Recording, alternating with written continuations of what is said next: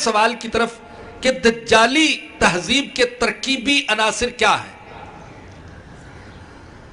دجال اور دجالی تہذیب کے بارے میں بہت سی کتابیں لکھی جا چکی، بہت سی کتابیں لکھی جا رہی ہیں۔ کچھ ہی وقت میں اس وقت بہت سی کتابیں منظر عام پر آئی ہیں۔ میں ان کتابوں کے اور احادیث کے مطالعے کے بعد جس نتیجے پر پہنچا ہوں، میں سمجھتا ہوں کہ دجالی تہذیب کے 4 ترکیبی عناصر ہیں۔ سب سے پہلا عنصر اس کا وہ ہے دجل، جیسا کہ حضرت ندوی رحمت اللہ علیہ نے بھی لکھا کہ دجال کا سب سے بڑا تعارف خود دجال کا نام ہے۔ دجال کا یہ جو لفظ ہے یہ دجال کا سب سے بڑا تعارف ہے۔ دجال کا معنی کیا ہے؟ فریب دینے والا، دھوکہ دینے والا، ملمہ سازی کرنے والا۔ یہ جو دجالی تہذیب ہے، اور میں مغربی تہذیب کو بھی دجالی تہذیب ہی سمجھتا ہوں، اس کا پہلا عنصر وہ دجل اور فریب ہے، دھوکہ، جھوٹ، ملمہ سازی۔ لیکن یہ کہ عام دکاندار دھوکہ دیتا ہے کھانے پینے کی چیزوں میں، استعمال کی چیزوں میں، اور یہ دھوکہ دیتے ہیں نظریات میں، افکار میں۔ اپنے جھوٹے نظریات کو انہوں نے ملمہ سازی کے زور پر پوری دنیا میں مقبول کروا دیا، ان کا پرچار کر دیا۔ مثال کے طور پر ان کا ایک نعرہ آزادی نسواں، عورت کو آزادی دی جائے۔ اب یہ بظاہر بڑا خوبصورت نعرہ ہے۔ جب یہ آزادی نسواں کا نعرہ لگاتے ہیں اور اس میں عورت کی مظلومیت کو بیان کرتے ہیں تو بعض دیہاتوں کی عورتوں کے مناظر دکھاتے ہیں، عورت کتنی مظلوم ہے، جلی ہوئی عورتوں کے مناظر دکھاتے ہیں، اور ستم چشیدہ عورتوں کی کہانیاں بیان کرتے ہیں کہ عورت کتنی مظلوم ہے۔ لیکن کیا واقعی یہ مظلوم عورت کو حق دینا چاہتے ہیں؟ نہیں، یہ عورت کو مزید ظلم و ستم کا نشانہ بنانا چاہتے ہیں۔ آزادی نسواں کے نعرے کا مقصد عورت کو حقوق دینا نہیں ہے، بلکہ عورت کو ایک جنس ارزاں بنانا، ایک عیاشی کا سامان بنانا۔ اب بتائیے کہ پردے کا کیا تعلق ہے آزادی نسواں کے ساتھ؟ کہ عورت کو اگر پردے سے محروم کر دیا جائے تو عورت کو آزادی مل جائے گی؟ عورت کو شوق پیس بنا دیا جائے تو کیا یہ عورت کو آزادی مل گئی؟ عورت کو بدکاری کی، زناکاری کی آزادی دے دی جائے تو کیا یہ عورت کو آزادی مل گئی؟ تو بظاہر یہ الفاظ بڑے خوبصورت، آزادی نسواں، نعرہ بڑا پرکشش، لیکن اس کے پیچھے جو مقاصد ہیں وہ بڑے خطرناک ہیں کہ ہمارے خاندانی نظام کو، دنیا بھر کے خاندانی نظام کو تباہ کرنا چاہتے ہیں، اس طریقے سے کہ نکاح کی ضرورت ہی محسوس نہ کی جائے، مقصد بن جائے اپنی شہوت کی پیاس بجانا، خواہ وہ کسی بھی طریقے سے بجھا لی جائے۔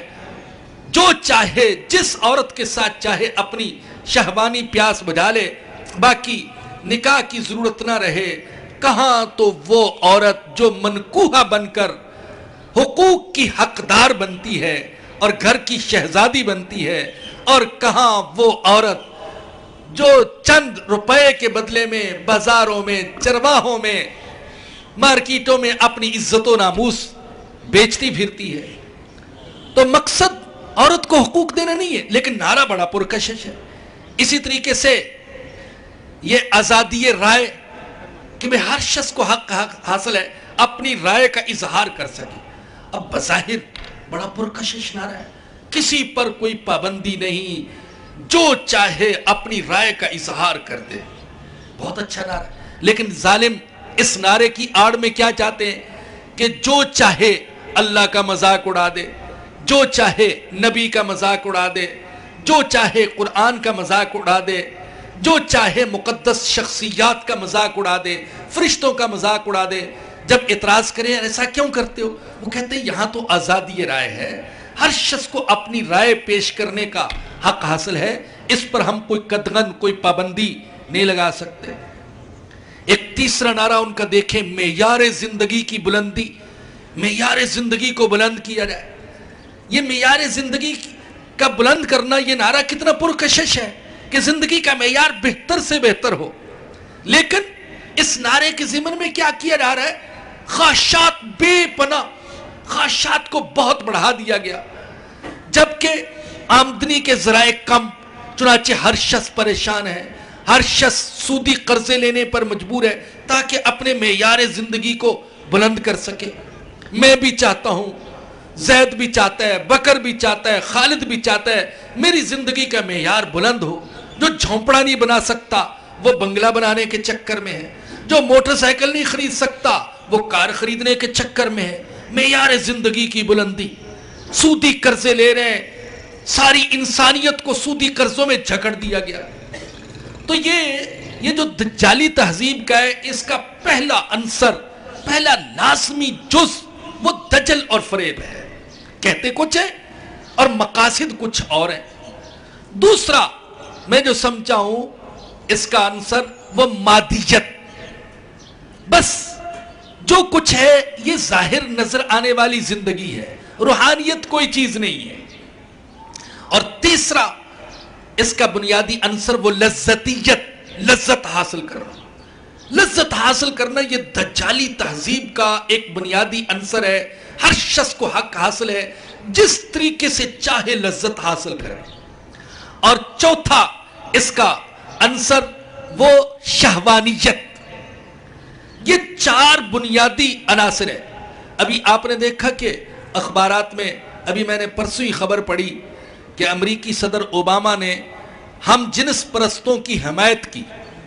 آپ اندازہ کیجئے، پڑھے لکھے لوگ ہیں، ہم جنس پرستی کی حمایت کی جا رہی ہے، فطرت کے خلاف جنگ کی جا رہی ہے، اور جب اس نے ہم جنس پرستوں کی حمایت کی تو اخبارات نے لکھا کہ اس کی حمایت میں ایک دم امریکہ میں اضافہ ہو گیا، لوگ اس کی طرف پلٹ پڑے۔ یعنی ایک فرد کا تباہ ہونا الگ رہا، ایک گاؤں کا تباہ ہونا الگ رہا، پورا معاشرہ، پورا ملک انارکی کی طرف، اللہ کی بغاوت کی طرف جا رہا ہے۔ وہ گناہ جس کی وجہ سے ایک قوم کو صفحہ ہستی سے مٹا دیا گیا، اور اس طریقے سے مٹایا گیا کہ کسی قوم کو ایسا عذاب نہیں دیا گیا جو عذاب ہم جنس پرست قوم کو دیا گیا۔ یعنی ان کی بستی کو اٹھا کر آسمانوں تک لے جایا گیا اور وہاں سے الٹا پٹک دیا گیا، یہاں تک کہ سب تباہ و برباد ہو گئے۔ تو آج اس شخص نے، اوباما نے ان کی حمایت کی، اس قوم کی حمایت کی جو اس گندے عمل میں مبتلا ہے، تو پورے امریکہ میں اس کی حمایت میں اضافہ ہو گیا۔ آپ اگر غور کریں تو دجالی تہذیب اور اسلامی تہذیب میں سخت تضاد اور ٹکراؤ ہے۔ اور بار بار میں اس کی وضاحت کرتا ہوں کہ آج کی مغربی تہذیب، اپنے اساتذہ، اپنے مشائخ کے افادات کی روشنی میں کہہ رہا ہوں، آج کی مغربی تہذیب حقیقت میں دجالی تہذیب ہے۔ تو اس مغربی تہذیب کا اسلامی تہذیب سے کوئی تعلق نہیں بلکہ تضاد ہے۔ اور آج سب سے بڑی جو جنگ ہے ان دو تہذیبوں کے درمیان ہے کہ دیکھیے کون سی تہذیب غالب آتی ہے، دجالی تہذیب غالب آتی ہے یا اسلامی تہذیب غالب آتی ہے۔ آپ دیکھیں، میں نے عرض کیا کہ دجالی اور مغربی تہذیب میں تو پہلا عنصر جو ہے وہ دجل ہے، فریب۔ لیکن اسلامی تہذیب میں کیا ہے کہ حق اور سچ، جو حق ہے اس کو حق کہو اور جو باطل ہے اس کو باطل کہو، باطل کو باطل کہو اور اس کے ختم کرنے کی کوشش کرو، حق کو حق کہو اور اسے پھیلانے کی کوشش کرو۔ ہمیں سکھایا گیا کہ تم اللہ سے دعا کیا کرو، اللہم ارنا الحق حقا وارزقنا اتباعہ وارنا الباطل باطلا وارزقنا اجتنابہ۔ اے اللہ، ہمیں جو حق ہے اس کا حق ہونا بتا دے، سمجھا دے، دل میں اتار دے اور اس کی اتباع کی توفیق دے دے، اور باطل کا باطل ہونا ہم پر کھول دے اور پھر اس سے بچنے کی ہمیں توفیق دے دے۔ اسی طریقے سے بڑی پیاری دعا، اللہم ارنی حقیقت الاشیاء کما ہی، اے اللہ ہمیں چیزوں کی حقیقت بتا دے، چیزوں کی حقیقت، شخصیات کی حقیقت، نظریات کی حقیقت۔ یہ نظریہ، یہ شخصیت، یہ چیز حق ہے یا باطل ہے، اے اللہ ہم پر اس کو کھول دے۔ تو دجل نہیں ہے بلکہ حقیقت، سچ، حق، جو حق ہے اس کو حق کہو اور حق کو پھیلاؤ، اور جو باطل ہے اس کو باطل کہو اور اس کو مٹانے کی کوشش کرو۔ اسی طریقے سے اس میں مغربی دجالی تہذیب میں مادیت ہے اور اسلامی تہذیب میں روحانیت ہے۔ روحانیت کو ایک مبارک جملے میں اگر بیان کرنا چاہوں تو یہاں پر بھی حضرت ندوی رحمت اللہ علیہ کی کتاب کا سہارا لوں گا۔ انہوں نے جو سورہ کہف کی تفسیر لکھی تو اس میں فرمایا کہ سورہ کہف کی پوری سورہ کہف کی تفسیر کا خلاصہ وہ ایک جملہ ہے، اور وہ کیا؟ ما شاء اللہ، ما شاء اللہ۔ یہ پوری سورہ کہف کا خلاصہ ہے۔ ما شاء اللہ کیا معنی؟ ما شاء اللہ کان وما لم یشاء لم یکن۔ جو اللہ چاہتا ہے ہوتا ہے، جو اللہ نہ چاہے وہ نہیں ہو سکتا۔